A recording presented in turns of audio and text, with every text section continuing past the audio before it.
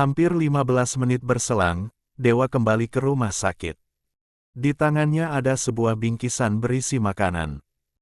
Tak tahu harus membeli apa sebenarnya, tapi Dewa harap itu bisa membuat Haya bisa makan. Iya, Mom, sebentar. Di kem berapa? Dwipa langsung ke sana. Dewa beringsut, bersembunyi di balik dinding saat mendapati Dwipa yang baru saja keluar dari ruang rawat Haya. Ini aku sebenarnya ngapain sih? Gumam Dewa memijat pelipisnya sendiri. Ini masih pagi, tapi dirinya sudah merasa pening. Konyol. Serasa main petak umpet. Sejak kapan dosen takut dengan mahasiswanya sendiri? Namun apa peduli Dewa? Helaan napas panjang ia lakukan. Dia hanya ingin mengantarkan makanan untuk Haya, tidak lebih. Meski sebenarnya nyalinya juga tidak sebesar itu untuk bisa bertemu dengan Haya. Suster, panggil Dewa pada salah satu perawat yang akan memasuki ruang rawat Haya.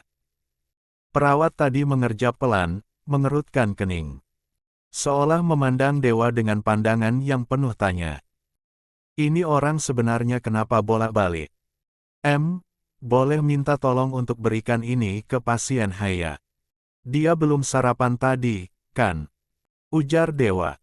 Kenapa nggak Bapak aja yang kasih? Dewa mengerutkan hidung, menggeleng pelan. Senyuman manisnya terbit, menarik pelan tangan perawat tadi dan memberikan makanan yang sudah dibelinya. Biar suster aja, saya minta tolong, kata Dewa. Ini nggak ada racunnya kok. Aman semua, saya bisa jamin. Karena memang tak masalah, tak ada larangan pula makan makanan yang bagaimana, perawat tadi mengangguk pelan meski sedikit merasa aneh pula. Maka, dengan pertimbangan daripada Haya tidak makan, perawat tadi memasuki ruang rawat Haya dengan membawa makanan dari Dewa. 23. Suster, saya bilang saya nggak mau. Saya mau nunggu Momi bawa makanan. Di rumah sakit ini makanannya nggak enak. Perawat tadi tersenyum ramah, mengambil tempat di samping Haya. Mengeluarkan makanan dari bingkisan yang dibawakan Dewa. Si cantik bermata bak kucing itu mengerutkan hidung, mengerjap pelan saat aroma makanan yang wangi menyapa saraf olfaktorinya. Soto santan, gumam Haya. Mau. Haya kembali mengerjap pelan, soto santan, makanan kesukaannya. Perutnya langsung bunyi, ingin menolak tapi mendadak laparnya tak bisa dikendalikan kalau sudah berhadapan dengan makanan kesukaannya. Akhirnya, dengan sedikit gengsi kini Haya mengangguk menyetujui untuk makan. Perawat tadi tersenyum, cukup bersyukur bisa membuat pasien yang dari kemarin tantrum itu bisa tenang sekarang. Semangkuk soto santan itu sudah tersaji, dengan perlahan Haya makan, matanya berbinar. Setidaknya enaknya soto santan yang baru menyapa lidahnya itu bisa membuatnya lupa sejenak apa yang menimpanya. Momi udah datang. Kok? Haya melihat ke arah pintu yang tak sepenuhnya tertutup, ada Dewa di sana, yang mencoba bersembunyi tapi tidak berhasil karena memang mata Haya cukup jeli. Ini bukan dari Momi, kan, Sus? Ujar Haya kemudian meletakkan sendoknya. Memandang perawat tadi dengan serius. Itu. Kalau saya diracun gimana? Suster mau tanggung jawab. Nggak gitu, Mbak Haya dari kemarin sulit makan, jadi saya terima tadi makanan dari orang yang kemarin bawa Mbak Haya ke rumah sakit. Haya menghela napas panjang, melirik ke arah pintu. Lo ngapain di situ sih, Om? Keluar nggak lo? Dewa memejamkan matanya sejenak, merinding seketika mendengar seruan dari Haya yang jelas ditujukan untuknya. Ketahuan ya. Dewa dengan ragu kini membuka lebih lebar pintu ruang rawat itu, menghitung dalam hati guna netralkan detak jantungnya yang tiba-tiba berdetak 2 kali lipat. Dewa menelan salivanya dengan tercekat, mendapati Haya yang menatapnya dengan cukup tajam. Lo yang beliin ini buat gue? Tanya Haya. Saya dengar kamu nggak mau makan, jadi. Nggak usah sok perhatian, Om. Lo udah diusir sama abang, kenapa masih kesini sih? Perawat yang ada di sana hanya bisa diam, sedikit kikuk juga karena terjebak di sebuah masalah yang jelas tak tahu tentang apa. Masalah pasien bukan ranahnya untuk tahu. Ingin pergi, tapi rasanya tak tepat juga untuk meninggalkan Haya bersama Dewa. Saya mau minta maaf, kata Dewa pelan. Maaf doang. Dewa menarik napas panjang, dan menunjuk soto santan yang masih banyak itu. Sama soto santan. Lo pikir gue apaan bisa disogok soto santan? Gila lo ya. Seru Haya. Nggak gitu. 24. Dewa kehabisan kata-kata. Sudah dibilang sebelumnya. Dewa tidak tahu harus bagaimana. Persetan dengan statusnya yang dosen, nyatanya di hadapan Haya sekarang dirinya tak bisa berkata apapun. Haya meletakkan mangkuk berisi soto santan itu dengan cukup keras, memandang Dewa dengan tajam. Pergi, gue nggak mau ketemu sama lo, desis Haya. Gue nggak mau makan juga soto yang lo beli. Haya, gue bilang pergi. Seru Haya beriring dengan satu air matanya yang jatuh. Cukup jadikan Dewa kian merasa bersalah sekarang. Haya meremat selimutnya, mengeraskan rahangnya. Lo udah bikin gue cacat, lo udah bikin mimpi pergi tanpa bisa gue raih lagi. Lo udah bikin hidup gue hancur, lo mau apa lagi dari gue? Lo mau bunuh gue? Cecar Haya dengan tajam. Saya mau tanggung jawab. Tanggung jawab gimana? Saya. Balikin kaki gue. Dan 3 kata dalam satu kalimat dari Haya cukup jadikan Dewa bungkam seketika.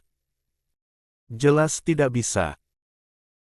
Haya juga sudah tahu itu, senyuman pias kini tercipta di bibir Haya saat melihat Dewa hanya bisa diam.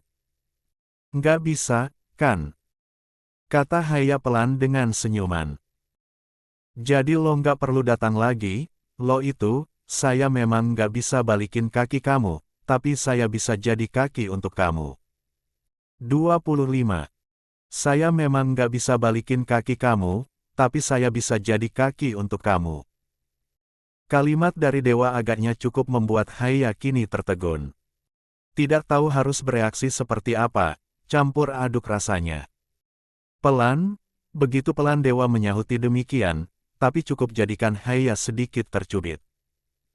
Namun satu senyuman remeh kini terbit, bagaimanapun juga.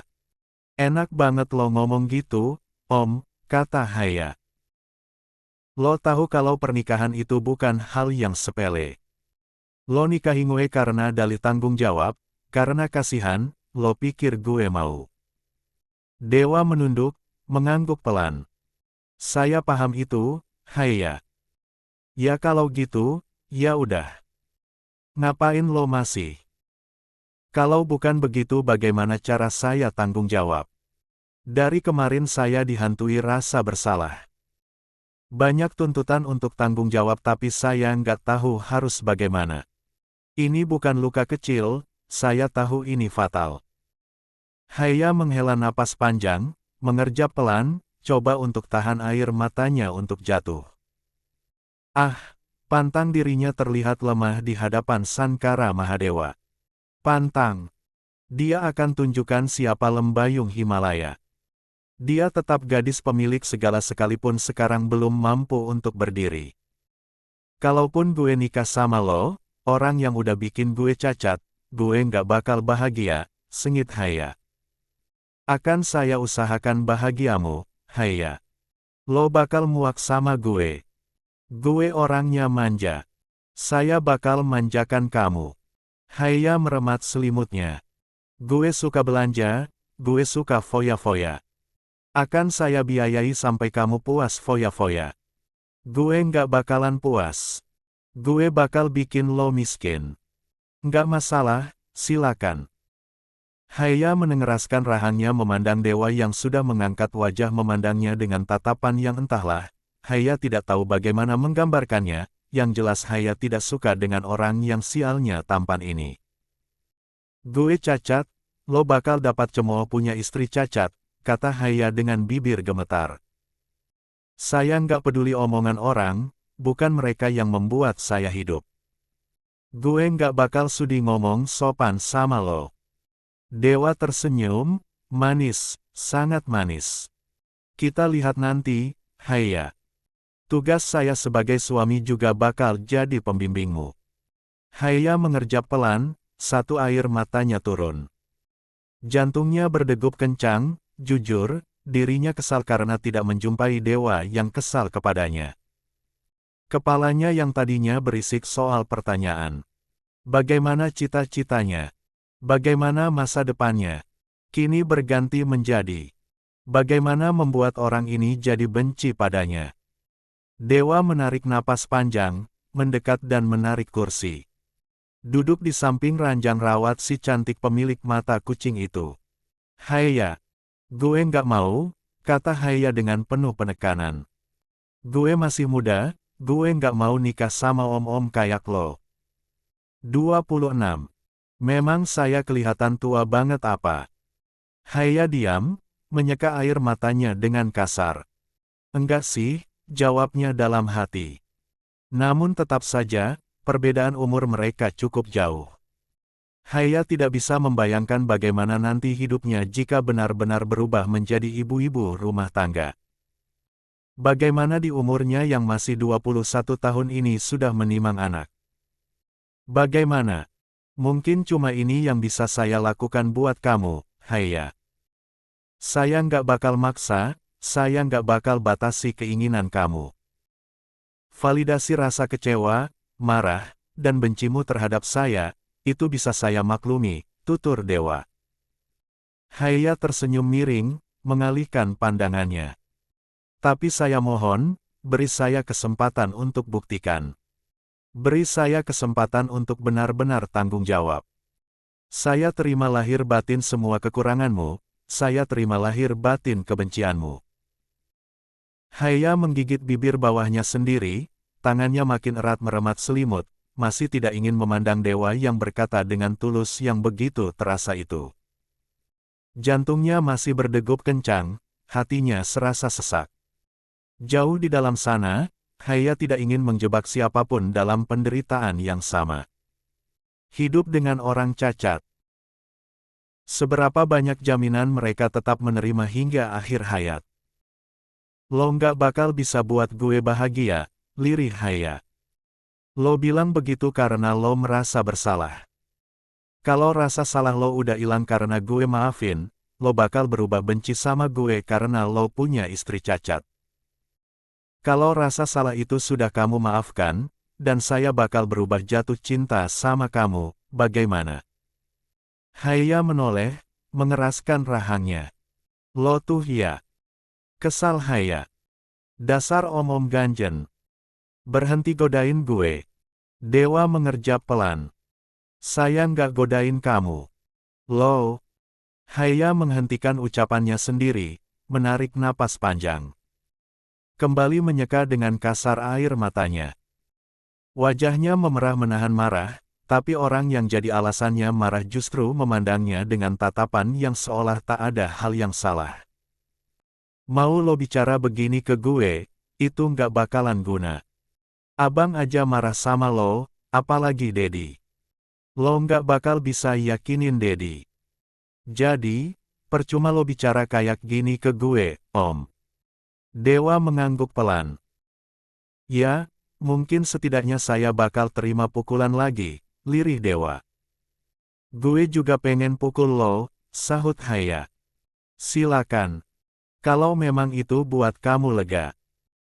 Dewa menarik kursinya mendekat, tapi itu justru membuat Haya beringsut menjauh, tapi berujung meringis sakit.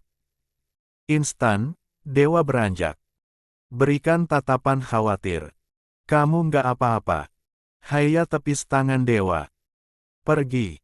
Gue nggak mau sama lo. Lo nggak bakal bisa dapat izin dari Dedi. Haya, pergi. Dewa menarik napas panjang, ya, dirinya juga tidak bisa memaksa. Mungkin ini terakhir kalinya dirinya bicara pada Haya. Entahlah. Namun apa yang Haya ucap juga jadikan Dewa ingat.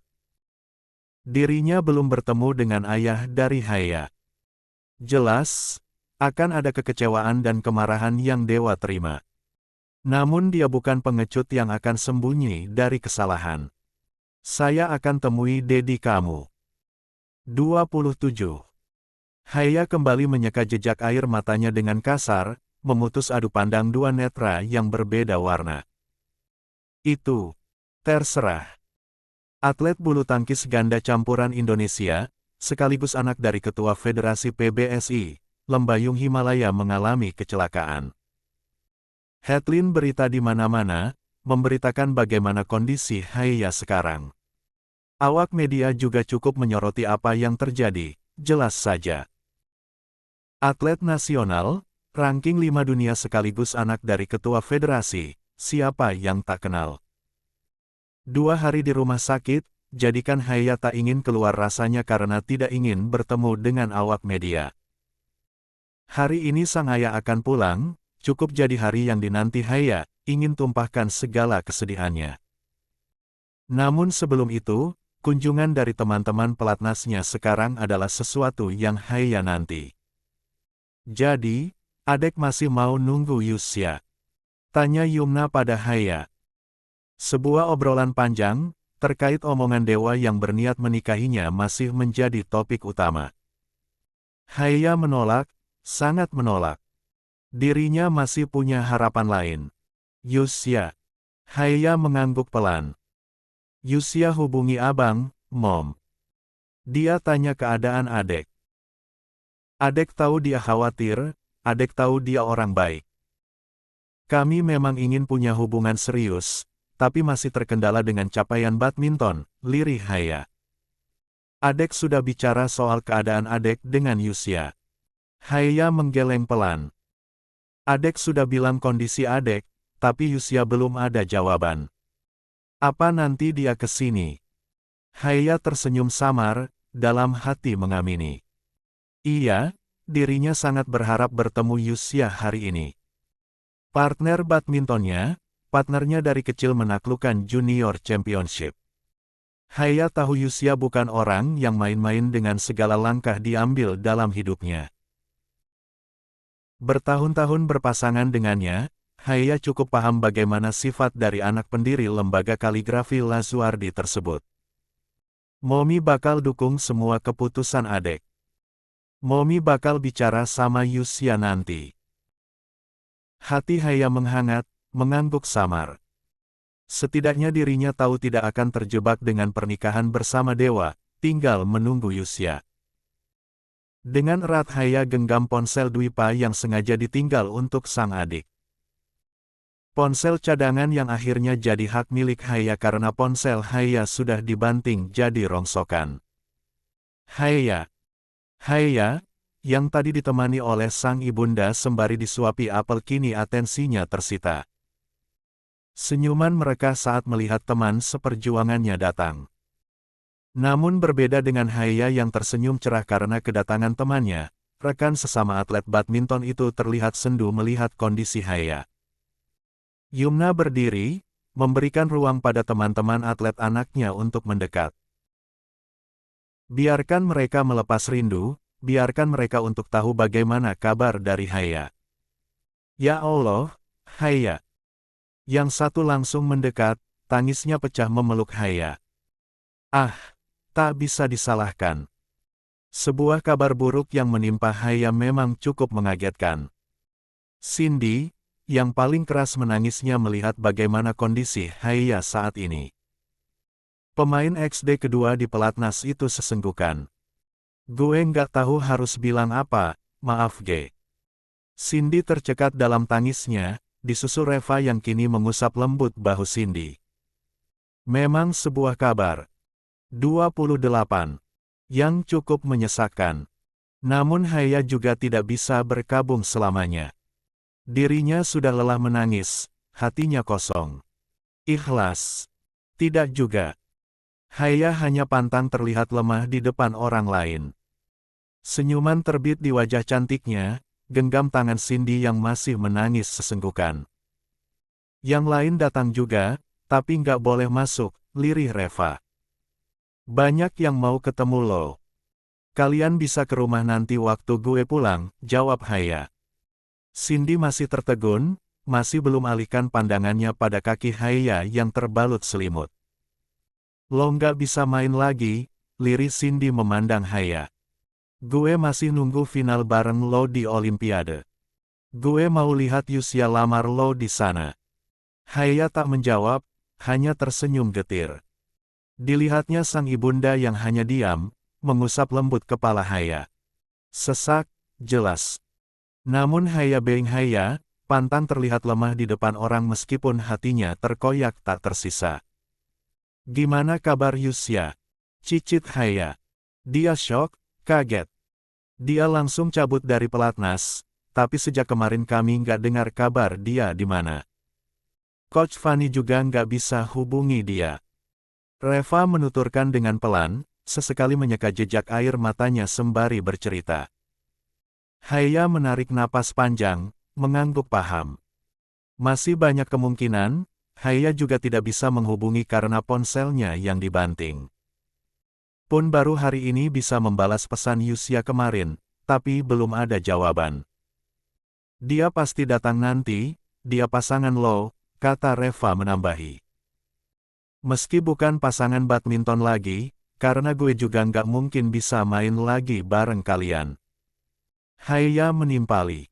Haya, tapi gue masih bisa jadi teman kalian, kan? Meski nggak bisa main lagi. Ujar Haya.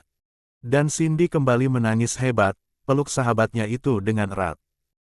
Reva yang tadi belaga kuat tidak bisa lagi untuk tidak menyusul menangis, ikut memeluk sahabatnya yang kini hanya bisa tersenyum getir. Air mata Haya hadir, tapi dengan cepat si gadis manis itu menyekanya.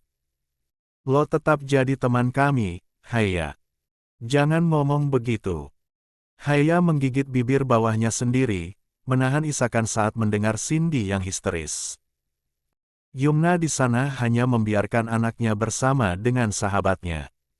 Ah, setidaknya, di tengah jutaan nestapa yang terasa masih ada satu hal yang disyukuri. Haya masih memiliki teman-teman yang begitu tulus mendukungnya. Cukup lama Cindy dan Reva ada di sana, bergantian dengan teman Haya yang lain sesama atlet untuk masuk ke ruang rawat tersebut. Cukup banyak ternyata, pantas pihak rumah sakit membatasi. Ya, tidak bisa juga mereka protes karena memang bisa mengganggu pula pasien yang lain jika berbarengan. Hampir semua teman yang Haya kenal di pelatnas datang, kecuali Yusya. Orang yang sebenarnya sangat Haya tunggu, tapi justru tidak ada. Sampai akhirnya teman-temannya berpamitan, membuat hati Haya yang tadi sudah cukup terhibur ditemani kini temui bentuk hampa. Besok mereka datang lagi, kata Yumna saat Haya memandang pintu ruang rawatnya yang tertutup selepas temannya pergi. Mom, panggil Haya pelan pada Yumna. Iya, adek. Yusya, lirih Haya. Kenapa dia nggak datang ya? Yumna mendekat, usap lembut rambut Haya. Mungkin nanti. Yusya datang sendiri, atau mungkin sama orang tuanya. 29. Haya mengaminkan kemungkinan terakhir. Bohong jika dirinya tidak mengharap Yusya datang dengan kepastian. Jujur, hatinya mengharap setidaknya kedatangan partnernya dalam bermain badminton itu. Bicara berdua secara langsung. Namun, jangankan bicara, pesan Haya bahkan tak ditanggapi sampai sekarang. Apa Yusya nggak mau ketemu adek lagi? Cicit Haya. Nggak mungkin. Haya masih memandang pintu, dua kata dari sang ibunda masih Haya aminkan. Masih mengharap jika pintu itu terbuka, menampilkan sosok Yusya Maulana di sana. Namun itu hanya sekedar angan. Haya menarik napas panjang, letakkan ponsel yang menunjukkan room chat bersama Yusya yang tak terbalas. Nanti misal. Ucapan Haya terhenti, saat kenop pintu itu bergerak. Hatinya mengharap, sedikit bersorak memanggil. Yusya. Namun yang datang ternyata justru lebih membuat hatinya sendu. Adek, Dedi, Taufik, ayah Haya. Seminggu berlalu, Haya sudah berada di rumah sekarang meski keadaannya masih dalam pemantauan dokter. Taufik, selaku ayah Haya sama sekali tak membiarkan adanya kesalahan penanganan untuk anak bungsunya. Rumah mereka cukup ramai, ngomong-ngomong. Sejak Haya dinyatakan operasi amputasi, banyak sekali awak media yang menyorot kepada keluarga Ketua Federasi PBSI. Tak dipungkiri, memang ini bukan hanya sekedar berita cedera biasa, tapi amputasi.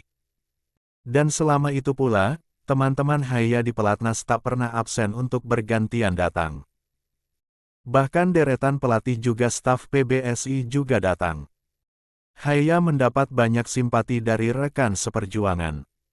Namun tidak untuk bertemu dengan satu orang yang diharapkan Haya. Yusya.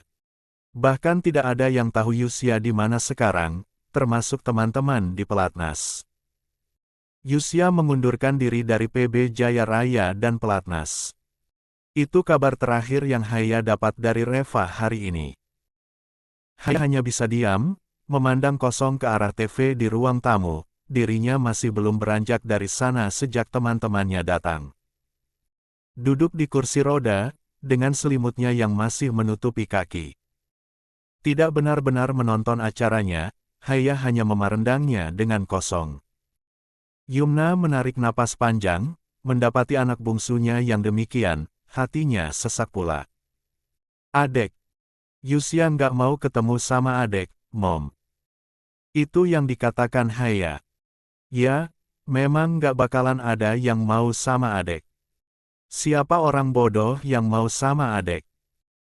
Cita-cita, masa depan, bahkan nggak ada. Adek terlalu bodoh. Masa depan nggak selalu tentang menikah, adek, kata Taufik ikut mendekat. Haya menunduk, menyeka jejak air matanya. Gemetar bahunya menahan tangis, terlebih saat Taufik ini berlutut di depannya, menangkup kedua pipi anak bungsunya. I'm sorry, Dedi. Adek nggak tahu harus gimana, maaf sudah kecewa. Maaf, nggak bisa bikin Dedi bangga, lirih Haya. Dedi bangga sama adek dan abang. Anak Dedi nggak ada yang bikin Dedi kecewa, sayang. Kepalanya penuh, ada cacian yang ditunjukkan untuk diri sendiri. Ada kebencian pula yang menyasar pada dewa yang sudah membuatnya demikian. Ada kekesalan pada Yusya. Hampir semua Haya salahkan sekarang. Gadis manis itu benar-benar tidak bisa berpikir dengan tenang. 30. Hidup Haya masih panjang, Haya nggak bakal sendirian. Itu bukan dari Taufik ataupun Yumna. Suara itu dari Mita, baru saja datang. Hati Haya mencelos, melihat siapa orang yang bersama dengan wanita dengan paras keibuan itu. Mahadewa. Orang yang sepekan lalu Haya usir, tidak ingin Haya temui, sekarang datang lagi. Mbak Mita, gumam Yumna. Taufik berdiri. Oh, semua cerita tentang siapa orang yang menabrak Haya sudah Taufik dengar. Hati seorang ayah, jelas saja tidak terima. Ada perasaan marah saat melihat orang yang sudah menabrak Haya kini hadir di rumahnya. Mita tersenyum samar. Kami tidak akan berhenti untuk minta maaf, Mbak, Mas. Cukup, Mbak. Nggak ada gunanya kalian ke sini, kata Yumna. Taufik berjalan pelan, mendekat ke arah dewa yang dari tadi hanya diam. Oh, jantung dewa serasa disfungsi sekarang. Bertemu dengan ayah dari Haya ternyata tidak sesederhana itu. Ada sebuah ketakutan tersendiri, tapi dewa juga tidak bisa mengambil langkah untuk mundur. Kakinya seolah dipaku di sana, dipaksa untuk menghadap Taufik. Mempertanggungjawabkan perbuatan atas anak perempuannya. Jadi kamu yang membuat anakku cacat? Tanya Taufik dengan penekanan. Saya minta maaf, Paman. Saya sama sekali nggak berniat untuk membuat Haya demikian. Kecelakaan itu, bukan kesengajaan. Saya mohon ampun, lirih Dewa menunduk. Taufik mengepalkan tangannya, melihat Haya yang hanya menunduk dalam, duduk di kursi roda. Saya ingin bertanggung jawab, kata Dewa. Dengan menikahi Haya. Tembak Taufik. Kamu pikir itu menyelesaikan masalah? Kamu pikir itu bisa mengembalikan cita-cita anak saya? Kamu nggak tahu apa yang hilang. Bukan hanya sekedar kaki, tapi mental anak saya juga dipertaruhkan di sini. Saya tahu itu, Paman. Tapi memang hanya ini yang bisa saya lakukan. Apa kamu gila? Seru Taufik. Mungkin. Taufik mengeraskan rahang, menarik kerah baju Dewa. Naluri seorang ayah, katakanlah begitu. Taufik jelas tidak akan dengan mudah relakan Haya menikah secepat itu, dengan orang yang sudah membuat Haya cacat. Apa jaminanmu bisa buat anak saya bahagia? Kamu menikahinya hanya dalih tanggung jawab, kamu bunuh saya jika saya membuat Haya menderita, Paman. Taufik tercekat, menggertakkan gigi saat melihat Dewa yang sama sekali tak gentar untuk berkata demikian. Mita di sana sama sekali tak membela anaknya, hanya merembang matanya melihat Dewa, sekali lagi, dihadapkan dengan kemarahan orang tua Haya. Saya akan menikahi Haya, akan saya jamin masa depannya bahagia. Sumpah saya seumur hidup. Taufik melepaskan cengkeramannya pada kerah baju Dewa, mendorong si tampan itu. Menggeleng pelan, dengan senyuman samar. Tidak, dirinya masih belum ingin melepaskan anak bungsunya. Tidak, saya tidak akan. Adek mau, Dedi. Interupsi dari Haya membuat yang ada di ruangan itu teralihkan atensinya. Haya, di tempatnya memandang Dewa dengan tajam, tangan kanannya meremat selimut yang menutupi kakinya. Yumna mendekat, memandang anaknya dengan tatapan tak percaya. 31. Adek mau menikah dengan Om Dewa. 32. Kaki palsu. Haya tidak pernah menyangka jika di umurnya yang 21 tahun ini dirinya akan melanjutkan langkahnya dengan bantuan kaki palsu. Anak yang tidak bisa diam itu kini menjadi terbatas ruang geraknya. 2 bulan berselang dari kecelakaan, ini adalah hari pertama dirinya memakai kaki palsu. Adek bisa jalan, tercekat, Haya menghentikan ucapannya. Dwipa memegang erat tangan Haya, wajahnya benar-benar menunjukkan ekspresi kekhawatiran seorang kakak.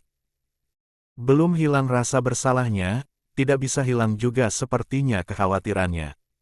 Haya, si adik kecilnya kini kembali belajar berjalan. Yumna juga ada di sana, turut perhatikan anak bungsunya yang belajar menggunakan kaki palsu. Susah, takut jatuh, cicit Haya. Nggak apa-apa, adek nggak bakal jatuh. Ada abang buat tangkap adek. Haya menahan napasnya, benar-benar percaya pada Dwipa yang berkata akan menangkapnya jika jatuh. Berhasil, meski itu membuahkan degup jantung tak karuan, Haya berhasil melangkah. Jangan dipaksakan kalau nyeri ya, Haya. Nanti kalau misal nggak nyaman, langsung bilang ya. Dokter Hani yang menjadi dokter yang menangani Haya selama ini juga menjadi pendamping untuk Haya memakai kaki palsu. Haya mengangguk pelan, kembali berjalan dibantu oleh Dwipa yang sama sekali tak lepaskan genggaman tangan sang adik. Sampai akhirnya Haya mulai terbiasa, mulai bisa berdiri dengan kaki palsunya. Momi, Haya bisa, kata Haya memandang Yumna. Yumna mengangguk, menunggu anaknya untuk bisa ke arahnya. Haya mendekat perlahan, menghampiri sang ibunda. Wajahnya sedikit memerah, hanya mencoba kaki palsu tapi itu membuat tenaganya cukup terkuras, keringat bahkan hiasi dahi si cantik lembayung Himalaya. Hari ini, tugas Dokter Hani selesai sampai Haya bisa memakai kaki palsu.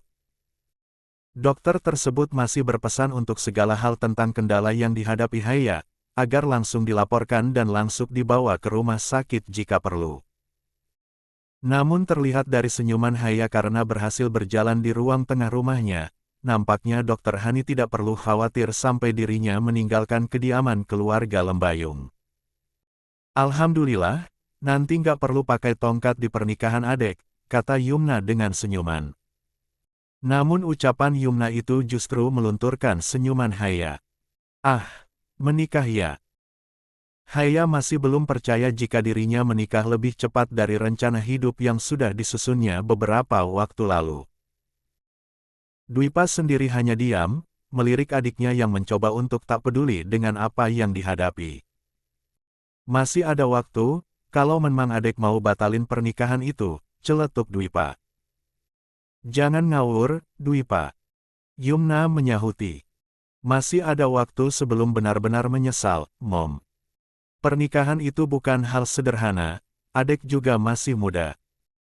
Tapi kita sudah sejauh ini, persiapan juga sudah hampir setengahnya. Bisa-bisanya kamu bilang suruh adek batalin pernikahannya. Jangan ngawur kamu, Dwipa. Mbak Mita juga bukan orang sembarangan, beliau sudah persiapkan semuanya dengan matang, mau ditaruh di mana muka Momi dan Dedi kalau sampai batal.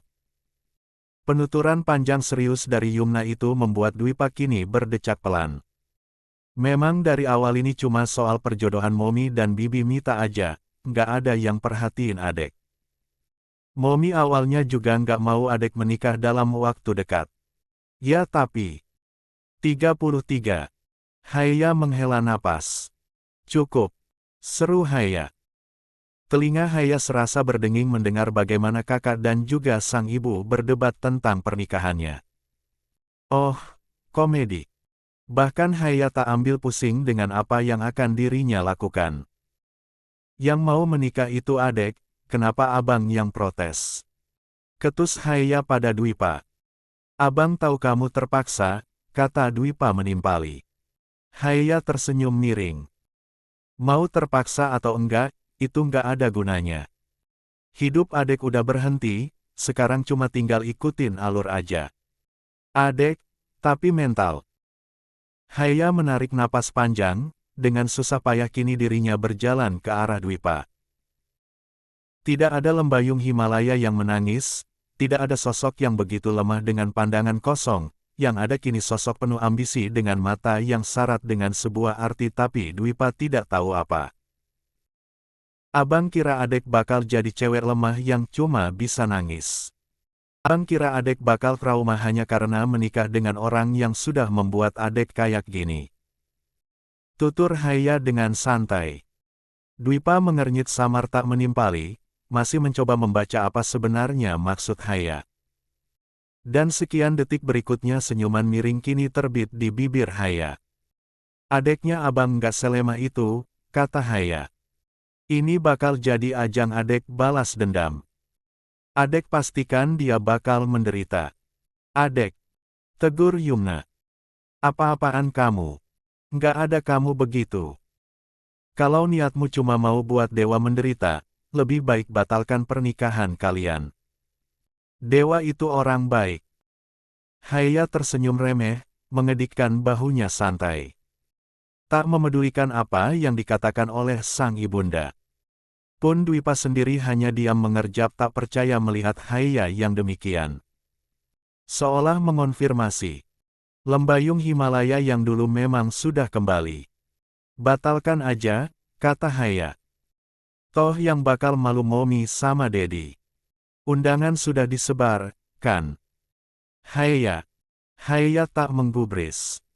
Persetan dengan dianggap tidak sopan, Haya hanya tidak ingin mengikuti sisi lemahnya. Pantang dirinya terlihat cengeng. Trauma.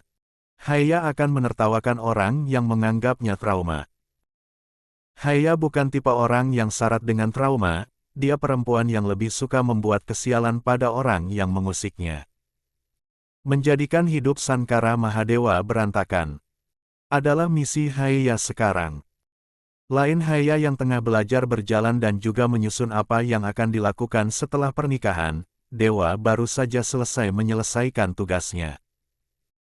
Berlanjut kini menemui sang ibunda di ruang keluarga yang tadi memang berpesan untuk bicara setelah Dewa menyelesaikan pekerjaan. Ah, Di sana ada Mita yang tengah duduk menyender di sofa sembari mengamati gambar di tablet yang menemaninya. "Buna," panggil Dewa. Mita menoleh, tersenyum samar dan tepuk pelan tempat di sampingnya. Dewa mendekat duduk di samping sang ibunda. "Ini dekornya, menurut kamu bagus yang mana?" Tanya Mita tanpa tedeng aling-aling menanyakan Dewa perihal dekorasi pernikahan. Dewa mengerjap pelan, beberapa pilihan di sana. Mewah, begitu megah. Ingin protes, tapi Dewa juga sudah tahu jawabannya pasti mendapat sangkalan. Sankara Mahadewa, anak tunggal Mita, satu-satunya hartanya yang Mita punya, sepertinya Mita juga tidak ingin asal untuk mempersiapkan pernikahan anak semata wayangnya. Terlebih ini memang momen yang Mita tunggu-tunggu. Dewa sudah tahu ibunya memang dari dulu menginginkan dirinya menikah. 34. Bunga tulipnya bagus, kalau yang ini bunga mawarnya yang bagus. Menurut kamu pakai yang mana, Dewa? Tanya Mita. Buna nggak mau tanya sama Haya aja. Respon Dewa dengan tenang. Biar Haya yang pilih. Haya sih pilih yang tulip ini, tapi Mbak Yumna sama Buna kayaknya srek sama yang mawar ini. Dewa menghela napas panjang, lirik undangan yang ada di atas meja. Undangan yang memang sudah disebar pada kerabat dan juga para teman-teman kedua keluarga. Pernikahan mereka tinggal menghitung hari. Biar cocok sama undangannya, tulip aja juga bagus. Haya lebih suka ini, kan? Jadi yang tulip aja, ujar Dewa mengambil keputusan, mengembalikan tablet milik Mita. Sang ibunda mengangguk pelan, meski dari raut wajahnya sedikit tidak setuju. Namun apa yang dikatakan Dewa akhirnya Mita jadikan acuan putusan, berikan pesan pada W.O. untuk memilih dekorasi pernikahan anak semata wayangnya. Padahal mawar lebih bagus loh, kata Mita. Dulu Kiran pernah bilang kalau arti bunga mawar itu indah banget, banyak maknanya. Buna, panggil Dewa yang membuat Mita menoleh pada anaknya. Dewa terlihat serius, menggeleng pelan. Berhenti sebut-sebut Kiran. Kiran bukan siapa-siapa, yang mau menikah itu Dewa sama Haya. Menantu Buna itu Haya, bukan Kiran.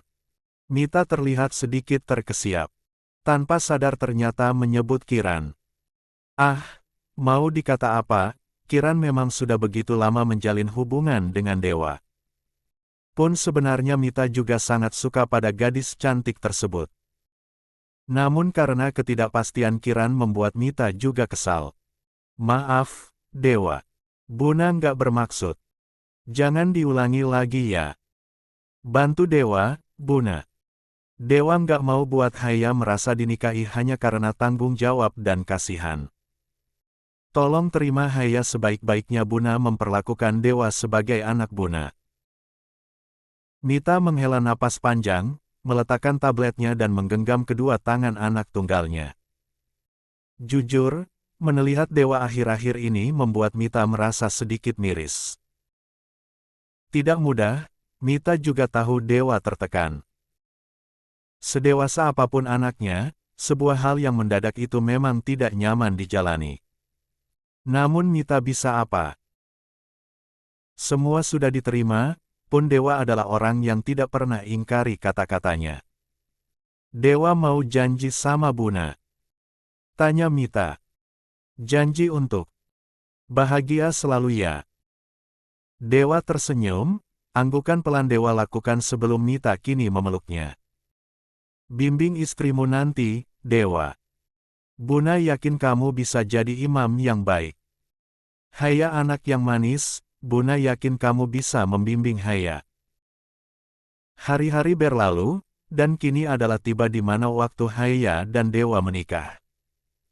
Sebuah gedung disewa untuk jalannya acara akad dan juga resepsi.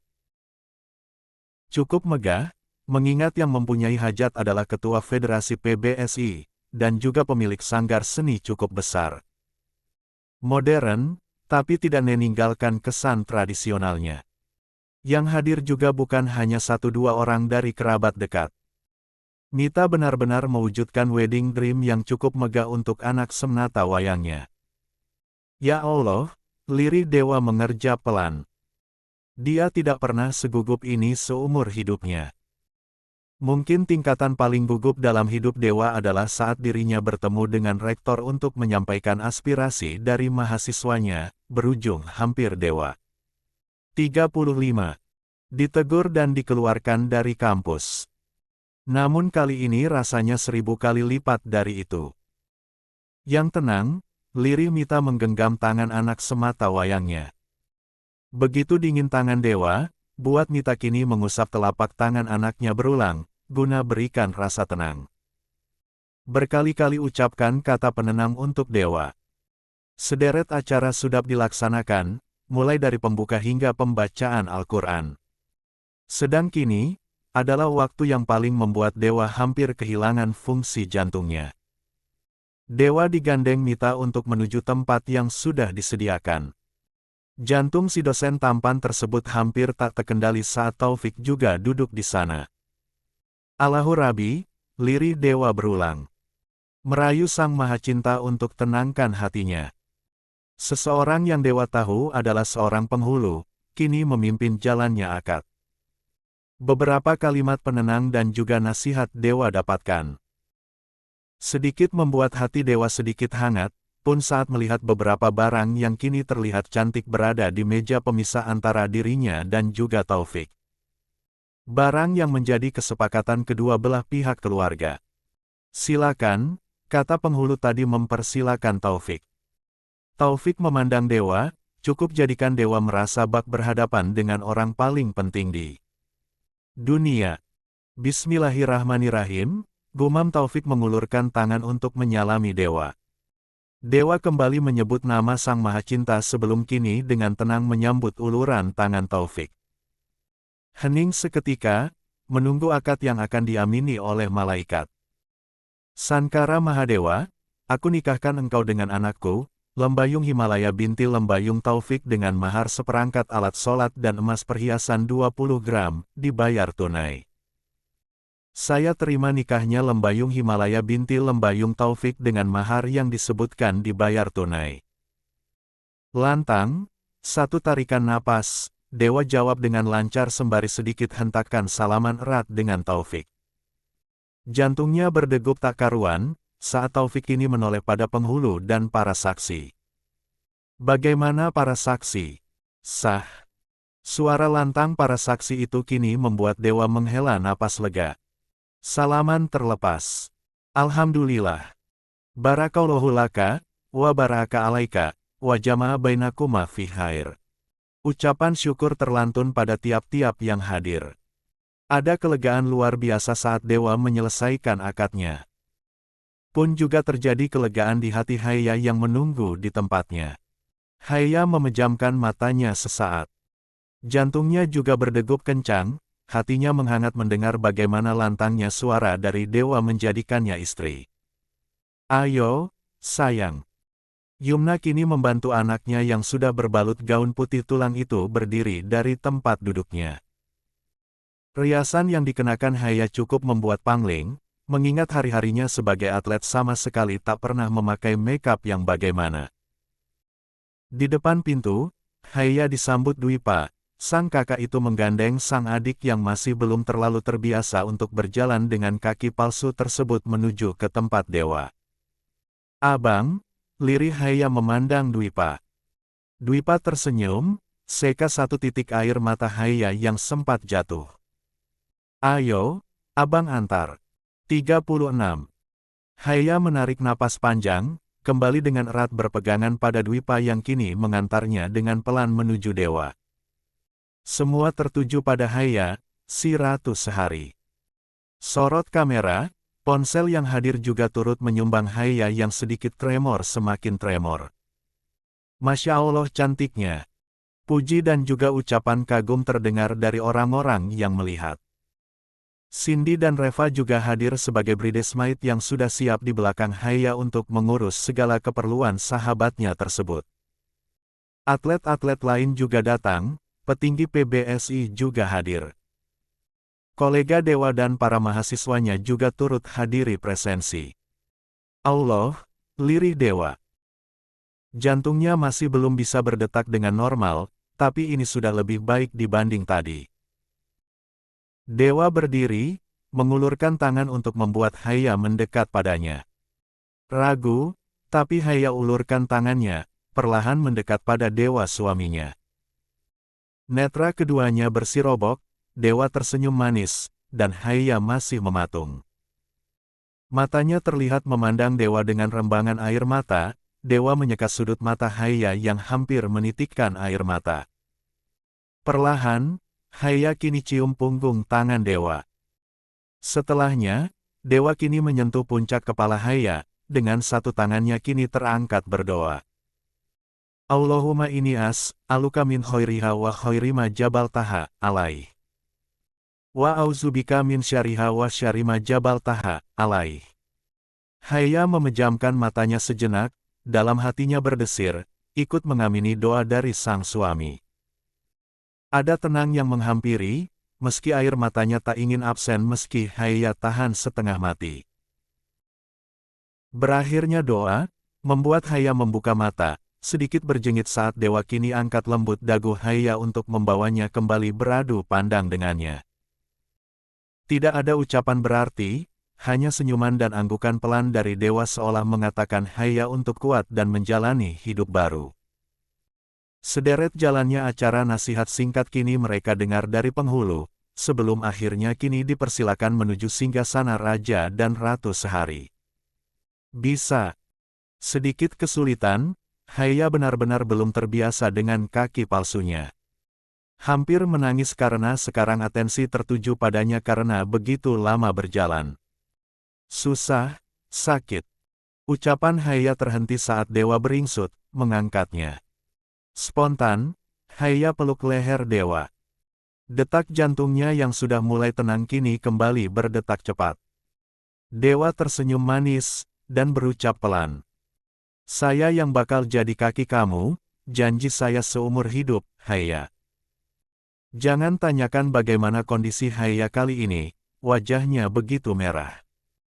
Menjadi pusat perhatian saat bermain badminton, mungkin sudah biasa, tapi menjadi pusat perhatian di acara sebesar ini Haya ingin menangis. Kendati justru banyak yang memekik heboh karena dewa yang membopongnya untuk menuju ke kursi pengantin. Dasar sok baik, kata Haya saat dewa sudah membantunya duduk. Dewa kembali tersenyum manis. Sama-sama, sayang. Dan Haya mengalihkan pandangannya karena tidak ingin dewa melihat wajahnya yang memerah seperti tomat. 37. Resepsi pernikahan dewa dan Haya masih berlangsung, banyak yang hadir, banyak yang mengucapkan selamat. Dari teman-teman atlet Haya juga banyak yang datang, senior dan junior ucapan selamat juga datang dari rival-rival di lapangannya. Sorot dari kamera juga tak lepas untuk meliput. Mencari seseorang. Tanya dewa pada Haya yang memang dari tadi sedikit berfokus pada tamu-tamu yang hadir. Haya menoleh. Kepo. Pacar kamu? Kalau iya, memang kenapa? Dewa mengedikkan bahu. Ya nggak apa-apa sih. Saya juga mau lihat pacar kamu kayak gimana. Haya mengerutkan hidung, memandang dari samping, suaminya ini memang terlihat begitu percaya diri. Tidak ada kekesalan seperti yang diharap Haya. Oh, atau mungkin belum. Pacar gue ganteng, kata Haya tiba-tiba. Saya juga ganteng. Baik. Haya tidak menyangkal, memang dewa tampan. Terlebih saat kini memandangnya, senyuman kembali dewa tampilkan, dan justru membuat Haya kembali mengalihkan pandangannya. Makanya istri saya juga cantik, tambah dewa. Haya tak menjawab, dan itu membuat dewa tertawa pelan saat melihat gurat kemerahan di pipi Haya. Satu poin baru yang dewa tahu. Haya itu gampang sekali merona. Wajahnya akan memerah dengan pujian kecil. Mereka kembali berdiri saat ada tamu yang mendekat untuk memberikan selamat. Ternyata menjadi pengantin. Raja dan ratu sehari itu melelahkan. Harus tersenyum ramah menyalami dan menerima banyak ucapan selamat dan doa, yang sebenarnya sangat baik, tapi memang tak dipungkiri itu cukup melelahkan. Pak Dewa, selamat ya. Akhirnya dosen idaman para mahasiswi kita sold out. Dewa hanya bisa tertawa mendapat ucapan yang demikian dari rekan sesama dosen Dharma Wangsa. Nggak ada lagi deh ini yang bakal modus, celetuk yang lain. Haya diam, melihat teman-teman Dewa ternyata penampilannya menunjukkan kelas kaum-kaum terpelajar. Masya Allah, mana cantik banget lagi istrinya, kata yang lain. Haya mau tak mau tersenyum, menyalami dan menerima ucapan serta doa dari teman-teman Dewa. Baik laki-laki, ataupun perempuan, memang menunjukkan kelas mereka. Haya mengerjap pelan, tak ada habisnya. Lo kenal sama seluruh rakyat Indonesia apa gimana sih, Om? Tanya Haya saat melihat lagi tamu yang hadir. Iya, seluruh rakyat Indonesia memang harus tahu istri saya itu lembayung Himalaya. Berhenti godain gue, dasar om-om ganjen. Memang salah godain istri sendiri. Dan Haya mendengkus kesal. Dirinya berjanji tidak akan bicara lagi dengan Dewa setelah ini. Ujungnya tetap sama. Menerima ucapan dari Dewa yang manis dan itu membuat wajahnya memerah. Misi membuat Dewa kesal sepertinya justru berbalik kepadanya sendiri. Nyatanya yang kesal adalah Haya. Waktu demi waktu berlalu, dan ini waktunya Haya untuk berganti gaun. Cindy dan juga Reva menjalankan tugas mereka sebagai bridesmaid dengan baik. 38. Susah. Tanya Dewa yang mengikuti dari belakang. Haya menyapu pandang, ingin meminta tolong pada sang ayah, tapi masih ada tamu yang penting ditemui. Melihat pada Dwipa, tapi cukup jauh tengah berbincang dengan seseorang. Abang, biar saya gendong. Lagi, tanpa persetujuan Haya kini Dewa mendekat dan membopongnya. Tak perlu ditanya, itu kembali membuat yang hadir juga kembali heboh. Cindy dan Reva menutup mulutnya, ingin ikut bersorak tapi mereka tengah menjalankan tugas. Hanya berharap kini dokumentasi dari teman-teman mereka yang hadir. Dwipa yang teralihkan atensinya karena pekikan yang hadir sedikit tersenyum saat melihat apa yang membuat yang hadir itu heboh. Well, setidaknya hari ini Dwipa masih melihat keseriusan Dewa. Berpamitan sejenak pada teman berbincangnya tadi, Dwipa mengikuti Dewa dan Haya untuk menuju ke ruangan lain. Hati-hati, kata Dewa pada Haya yang kini dibantu berjalan oleh Cindy dan Reva. Pak Dewa, panggil Dwipa yang membuat Dewa menoleh. Senyuman ramah Dewa terbit, mendekat pada kakak iparnya. Dewa sedikit mengernyit samar sekarang. Haruskah sekarang memanggil Dwipa dengan sebutan kakak?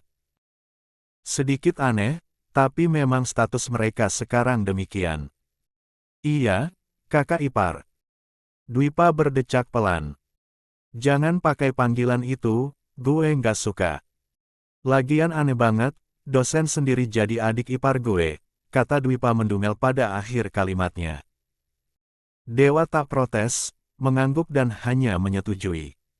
Toh umur mereka memang cukup jauh. Ada apa? Ralat Dewa. Dwipa menarik napas panjang. Mata yang serupa dengan milik Haya itu menyorot serius pada Dewa, cukup membuat Dewa kini menunggu paham jika ini agaknya bukan hal yang main-main yang akan dibicarakan Dwipa. Gue nggak bakal beda-bedain sikap gue, Pak. Sekalipun lo dosen gue nggak bakal segan buat kasih pelajaran ke lo sampai lo nyakitin adek Haya. Saya sudah janji untuk itu. Saya tidak akan menyakiti Haya. Dwipa tersenyum samar. Gue harap begitu, gue pegang janji lo. Haya itu adek gue sayang banget sama dia. Jangan buat dia menderita. Hidupnya dari kecil nggak pernah temui apa itu sedih. Jangan sampai setelah menikah sama lo, dia jadi sedih. Abis lo sama gue. Dewa mengangguk paham. Perasaan seorang kakak, katakanlah begitu. Sekalipun Dewa tidak tahu rasanya karena memang dirinya adalah anak tunggal melihat bagaimana Dwipa yang begitu protektif pada Haya dan juga bagaimana marahnya Dwipa saat mengetahui Dewa yang menabrak Haya, agaknya sudah mengonfirmasi jika Dwipa memang sayang luar biasa pada Haya. Gue nggak bakal turunkan hormat gue ke lo sebagai dosen di kampus. Tapi untuk di rumah, gue tetap kakak dari istri lo, Pak. Gue nggak bakal anggap lo dosen gue lagi kalau di luar kampus, tutur Dwipa serius. Kamu bisa pegang janji saya. Janji saya seumur hidup. Dwipa tersenyum, mengangguk menyetujui. Kendati dirinya masih belum bisa sepenuhnya melepas sang adik untuk menikah dengan orang yang sudah membuat Haya kehilangan kaki, tapi setidaknya Dwipa sudah memiliki jaminan. Kalau memang udah nggak bisa lagi lo terima Haya sebagai istri, gue bakal jemput dia, kata Dwipa. Gue yang nganterin dia ke lo, gue juga yang bakal jemput dia kalau memang lo nggak bisa jaga dia. Dewa menarik napas panjang. Seumur hidup, baru kali ini dirinya menerima ancaman serta kalimat yang bisa. 39. Dibilang sebuah nasihat, dari mahasiswanya sendiri. Diulangi. Sankara Mahadewa, dosen Dharma Wangsa menerima ancaman sekaligus nasihat dari mahasiswanya sendiri, yang kini berstatus sebagai kakak iparnya. Semesta kadang selucu itu.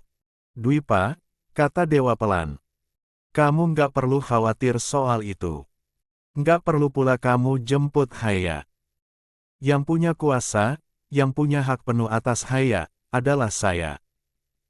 Janji untuk jadikan hidup Haya bahagia bukan hanya saat hari resepsi, tapi untuk setiap hari. Seumur hidup sama saya. Resepsi itu berakhir, dan berakhir pula harapan Haya untuk bertemu dengan seseorang yang dari awal hingga akhir acara diharapkan kehadirannya. Yusya. Partnernya itu benar-benar menghilang seperti ditelan bumi. Cindy dan Reva tidak memberikan informasi yang jelas, tapi mereka menjawab dengan kompak jika mereka tidak melihat Yusya hadir di acara Haya. Dia nggak sakit, kan? Atau jangan-jangan dia disuruh sama abinya buat keluar negeri nerusin belajarnya. Bisa jadi, tapi mendadak banget nggak sih? Skill dia di badminton tuh yang paling baik. Masa sampai staf PBSI aja nggak tahu dia di mana? Beneran berasa dia ditelan bumi. Tapi dengar-dengar salah satu pelatih udah ketemu sama keluarga Yusya, dan bilang kalau Yusya nggak ada kemungkinan buat main badminton lagi setelah mundurnya dia dari pelatnas. Mendadak banget, gue nggak bisa mikir dia kemana sekarang. Aneh. Obrolan singkat dengan dua sahabat sesama atletnya di ruang ganti tadi membuat Haya sedikit kepikiran. Memang sedikit aneh.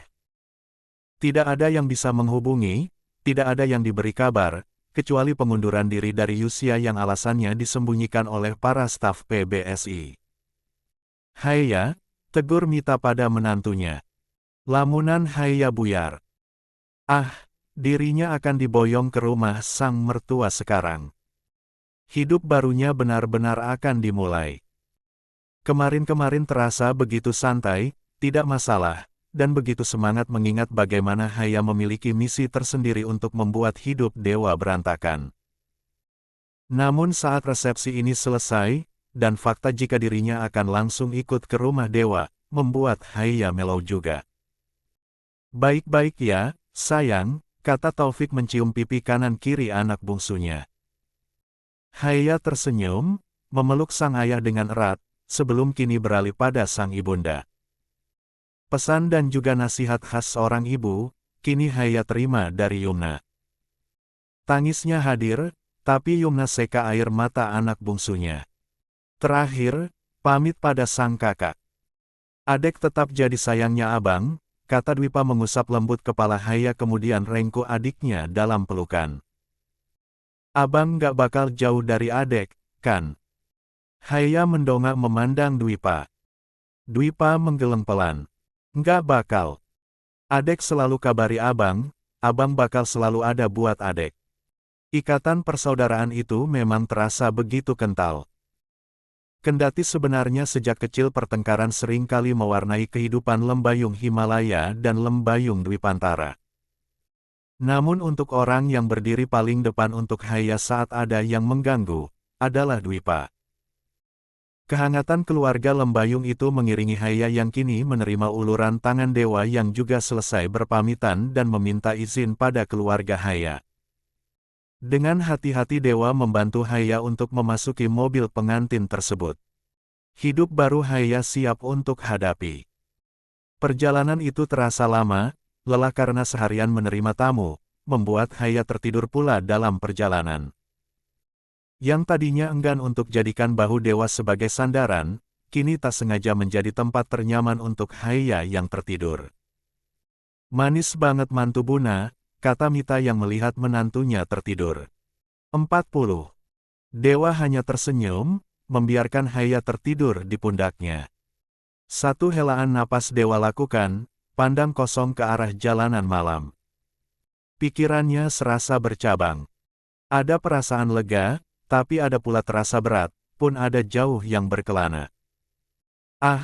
Untuk yang terakhir itu, dewa tepis sendiri. Tidak ada yang perlu dewa pikirkan selain masa depannya bersama Haya. Tidak ada termasuk masa lalunya yang sudah selesai. Iya, selesai. Beberapa lama setelah melewati rute perjalanan, mereka sampai di kediaman Sankara Mahadewa. Haya terbangun. Di rumah besar klasik dengan berbagai ornamen tradisional itu ternyata juga ramai dengan kerabat-kerabat dewa yang lain.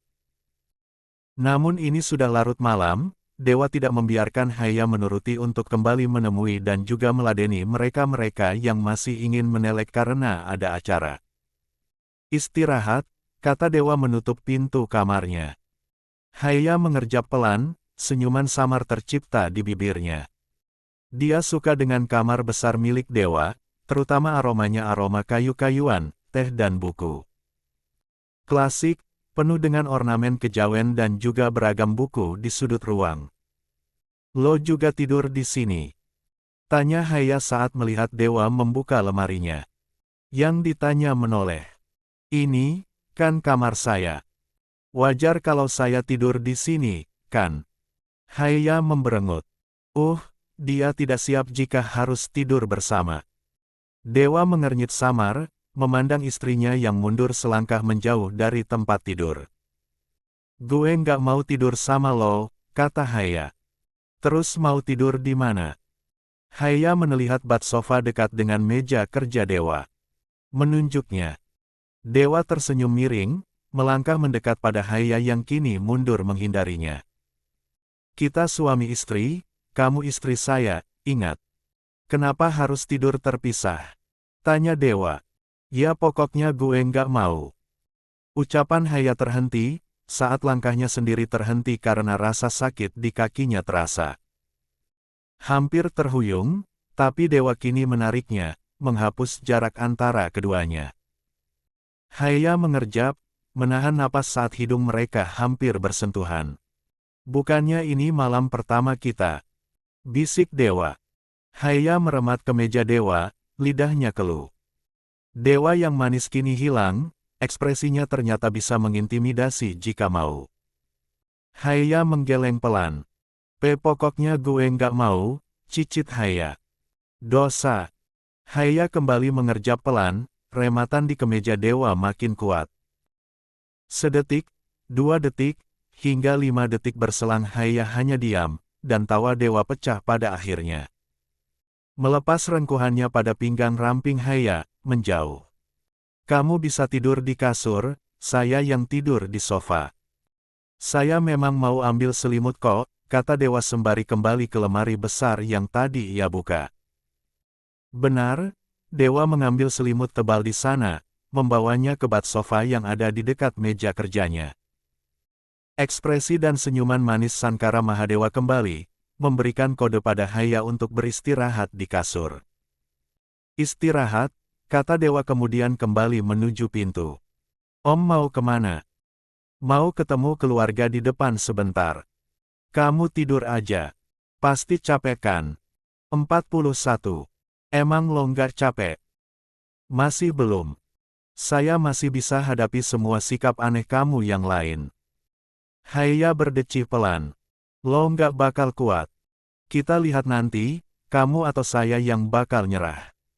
Dan kedipan mata kanan dari dewa itu menjadi penutup percakapan antara keduanya. Haiya mematung, melihat dewa kini keluar dari kamar mereka. Sekian detik berikutnya, mantan atlet badminton itu menghela napas panjang. Kenapa dia percaya diri banget sih? Dia pikir gue anak kecil apa? Haiya kini duduk di bibir ranjang, memandang kaki palsunya. Oke, kita lihat nanti, Om Dewa. Lo, atau gue yang bakal kalah. 42. Lembayung Himalaya itu orangnya sangat detail. Sifatnya dari dulu yang juga tuntutan seorang atlet, harus peka terhadap detail di lapangan dan permainan badminton yang digelutinya, menjadikan sifat itu juga terbawa ke kehidupannya sehari-hari hingga sekarang yang mulai dewasa.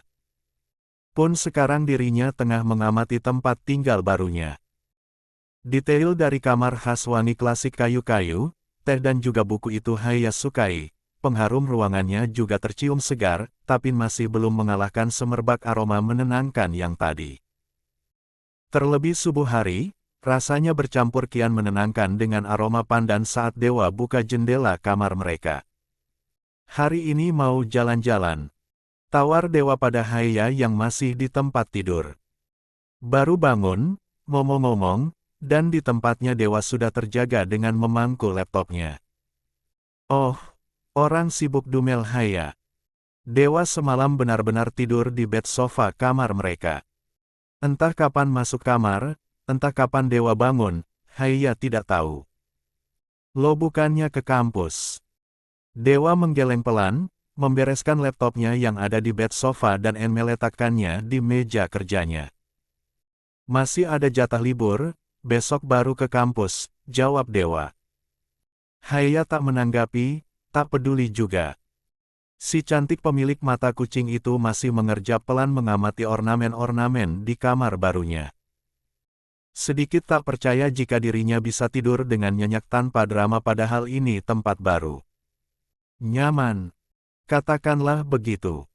Haiya nyaman dengan suasana kamar yang menenangkan dan beraroma unik ini. Sholat dulu yuk, kata dewa mendekat. Haiya masih diam, mengucek matanya sebelum kini sibak selimut tebalnya. Menoleh ke arah kaki palsu yang dilepasnya sebelum tidur, dan dewa sudah lebih dulu mengambilnya, jongkok, membantu Haiya untuk memakai. Gue bisa sendiri, kata Haiya ketus. Dewa membiarkan, tapi tidak beralih dari tempatnya. Sedikit tertegun, benar-benar di depan mata kini bagaimana Haiya berusaha meneruskan hidup dengan kaki palsunya, dan perasaan bersalah karena dirinya yang membuat Haiya demikian kembali. Maaf, Haiya. Haiya menoleh. Maaf buat apa? Buat semuanya. Haiya tersenyum miring, kembali mencoba menyamankan kakinya. Tak ada jawaban dari permintaan maaf itu, pun Haiya juga sudah bosan mendengarnya dari dewa. Menurutnya juga itu bukan hal yang berarti, permintaan maaf dewa sama sekali tak membuat hidup Haiya kembali seperti dulu. Gue udah bosan dengarnya, kata Haiya yang sudah selesai. Tapi saya nggak bakal bosan minta maaf. Haiya menarik napas panjang. Terserah. Dewa beranjak, memberi ruang untuk Haiya berdiri, dan hampir jatuh, jika dewa tidak menahannya. Haiya meringis nyeri.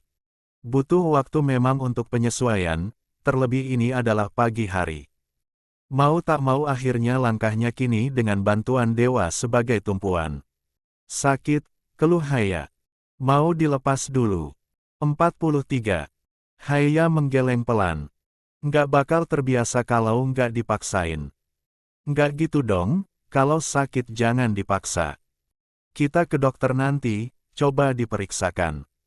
Takut kalau memang nggak pas kaki palsunya, kalau dipaksa malah tambah sakit gimana. Kita cari yang pas, biar kamunya nggak kesakitan kalau jalan. Haiya melirik dewa, si mulut manis itu ternyata bisa cerewet juga. Ekspresinya menunjukkan kekhawatiran, dengan tangan yang masih erat genggam tangan Haya untuk menahannya agar tidak jatuh. Ini cuma butuh penyesuaian, kata Haya. Tapi, udah deh. Haya memukul tangan dewa. Gue bukan anak kecil yang gak bisa apa-apa. Gue cuma butuh penyesuaian. Dewa diam, membiarkan Haya kini berjalan pelan menuju kamar mandi. Tidak lagi ingin bertumpu pada dewa, dan benar, sudah mulai terbiasa hingga langkahnya tak lagi terlatih. Namun hingga pintu kamar mandi tertutup, dewa masih tertegun di tempatnya. Menyesakkan, benar-benar menyesakkan melihat Haya yang kesulitan karena memakai kaki palsu. Maaf, Haya. Kekek. Rumah Sankara Mahadewa pagi ini terlihat sedikit berbeda suasananya. Ada penghuni baru, disambut dengan hangat oleh Mita. Sederet makanan sudah disiapkan oleh asisten rumah tangga mereka.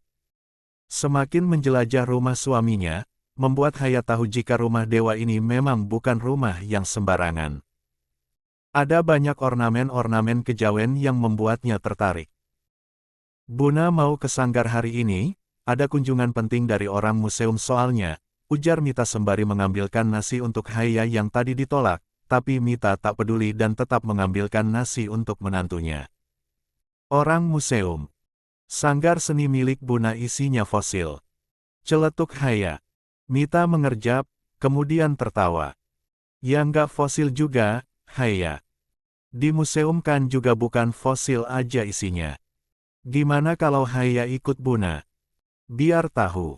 Haya tersenyum. Ah, dia suka jalan-jalan. Dia suka juga bertandang ke tempat baru, mengamati segala detail mengenai apapun yang menarik. Namun saat mengingat ada orang museum yang datang, senyuman antusias Haya luntur. Haya pengen, tapi kayaknya kapan-kapan aja deh, Buna. Kan Buna ada tamu penting, ujar Haya. Bisa saya antar kalau memang kamu mau ke sanggar, sahut dewa. Enggak. Maunya sama Buna. Mita berdeham pelan, melirik dewa supaya memberi pengertian. Mereka tidak akan menemaksa Haya. Pun tahu si manis itu masih setengah hati. Gimana kalau besok? Tawar Buna. Hari ini Haya istirahat aja di rumah. Pasti capek kemarin seharian. Kan? Haya menggembungkan pipi, untuk tawaran itu rasanya tidak terlalu buruk. Tubuhnya memang lelah, punggungnya terutama yang harus duduk tegak seharian.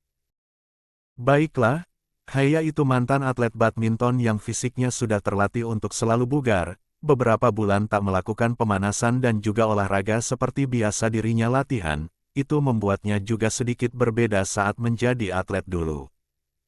Dewa, kamu hari ini nggak ke kampus, kan? Tanya Mita pada anak semata wayangnya. Enggak, Buna. Dewa masih libur hari ini, jawab Dewa. Mita mengangguk, menggumam syukur. Setidaknya Haya tidak akan kesepian jika memang harus di rumah. 44. Istirahat. Ketiganya tinggalkan obrolan sejenak, fokus dengan makanan masing-masing. Sop ayam menjadi sayur yang dipilih Haya, Dewa juga demikian. Haya nggak suka kol. Tanya Mita yang melihat menantunya menyisihkan potongan kol di piringnya. Haya tersenyum canggung. Maaf, Buna. Kok maaf sih?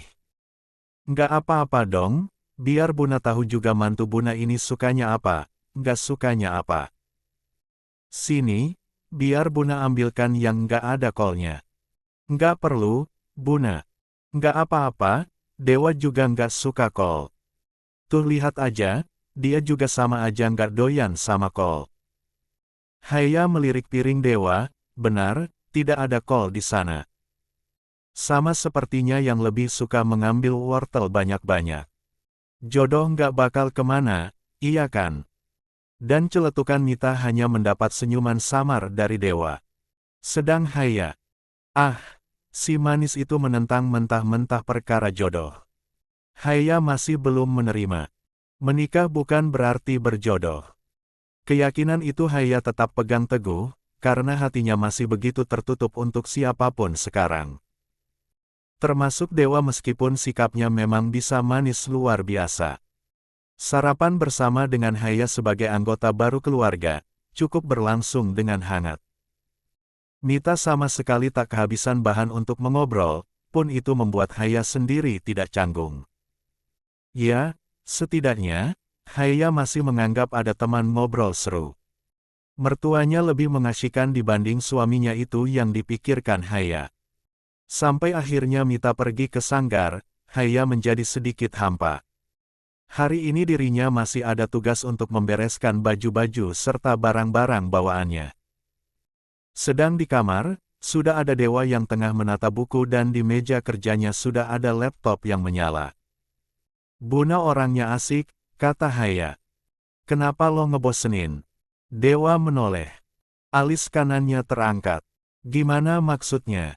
"Nggak asik. Kayaknya lo bukan anaknya Buna deh, Om." Dewa masih bingung dengan apa yang dikatakan Haya, tak menimpali dan memilih memperhatikan Haya kini menarik koper dan membukanya. Mengeluarkan beberapa baju-baju yang Haya bawa. Dewa meletakkan bukunya, berjalan mendekat ke arah istrinya. "Butuh bantuan?" tawar Dewa. "Enggak." Namun tak menggubris apa yang dikatakan Haya, Dewa tetap mendekat. Menarik koper Haya dan ikut merapikan baju-bajunya. Haya berdecak pelan, ingin protes tapi dirinya memang ingin cepat rebahan, jadi Haya biarkan saja. "Wanna tell me about yourself?" ujar Dewa memecah keheningan. "I'm